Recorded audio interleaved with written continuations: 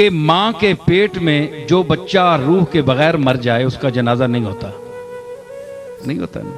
کیوں؟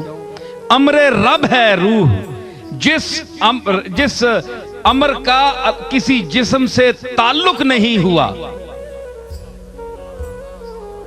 وَنَفَخْتُ فِيهِ مِن رُوحِي، فیہ کا مخاطب آدم سے ہی، لیکن آدمی بھی تو آدم کی اولاد ہے نا۔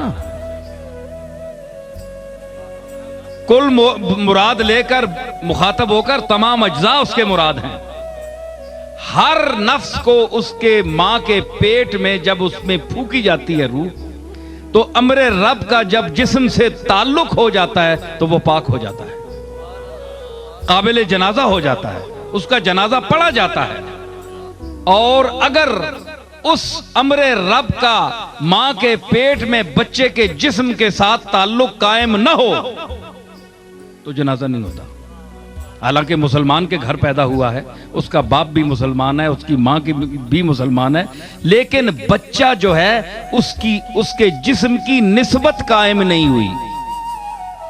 پتہ کہ لگیا کہ نسبت قائم نہ ہوئے، نسبت قائم نہ ہو تو مسلمان کے گھر میں پیدا ہونے کے باوجود بھی انسان کا جسم غیر محترم رہتا ہے، انسان کا جسم غیر محترم رہتا ہے۔ مسلمان نے کار جمو